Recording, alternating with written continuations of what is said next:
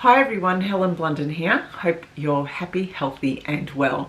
It's time for a new book review today where I share some life lessons out of books that I have been reading. Now last Thursday night I went to my local book club, which is run by my local library. While there, I'll always end up borrowing more books. I can never leave a library without borrowing books. I got this one, Toni Morrison's Home. I know who Toni Morrison is. She's quite well known, but I have to admit here that I have not read any of her books. And before you say, oh my god Helen, well, you haven't read Toni Morrison, she's so well known and she's a brilliant writer. Yes, that may be the case, and in fact I do have one of her books in my own library called Beloved, which I believe is one of her most well-known books. But for whatever reason, as long as I recall, I have not been able to read her books, or when I pick up books and one of her books is in my hands, I always put it down. I think the reason is because I know the writing will be brilliant, but I know the topic will be particularly hard going. Not hard going in understanding it, but hard going in how it will make me feel, especially with regards to relationships and the treatment of African Americans. And so that is not something, I guess, that I always want to read about, because it is something also that's quite close here in Australia in our treatment of our Indigenous people. So sometimes I think the reason I put down books is because I'm just not at the right frame of mind to read them. This is the reason why I have not read Toni Morrison to date. However, the spell is now broken. I have read this book. This one is one I hadn't heard about. It was published in 2017 and it's a fairly straightforward read. And I thought, well, if there's any book that would get me into Toni Morrison, I thought I may as well just make a start and start to read this book. And true to form, it did make me feel a bit despairing of the content that is in here and the types of subjects that it talked about, because it set me down a rabbit warren of exploring subjects that I had no idea about that had happened in America and also in Australia too. It follows the story of Frank Money. I know it's a strange name, Frank Money, who's a Korean War veteran. He has seen some horrific sights in Korea where he's experienced the violent death, the brutal death of his friends, and there is a particular image and a particular scene that he keeps replaying in his head that makes him feel that he is just as bad and he is also capable of violent, horrific acts himself. He's going through post-traumatic stress and he escapes from the hospital or the asylum that he's part of to go and seek out and help find his sister who needs his help and who is nearly dying.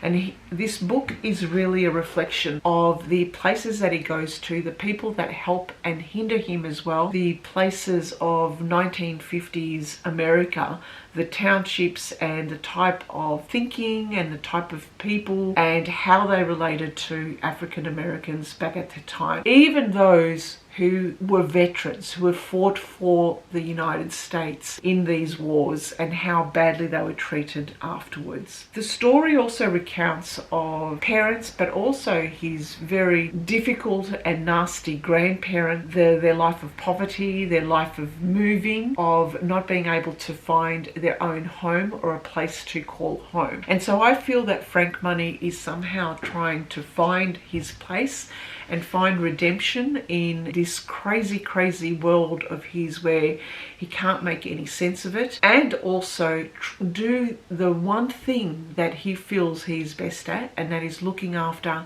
and protecting his sister. We get the story of his sister who works for a white doctor, and the doctor's experiment starts becoming a lot weirder and a lot more serious. And in fact, this starts to talk about the subject of eugenics, which I looked up because I knew what eugenics was. It struck me as very strange of it as being in America. So I wasn't aware that there were doctors in 1950s America who believed in eugenics and believed in being able to breed out the African American. This similar thing also happened in Australia, this concept of being able to sterilise the Indigenous population and somehow breed them out over the years. It's quite an awful thought in this day and age, but it struck me as quite surprising for America. But, so that was a life lesson for me, this concept of eugenics and the sterilisation of a population in order to have it bred out. It also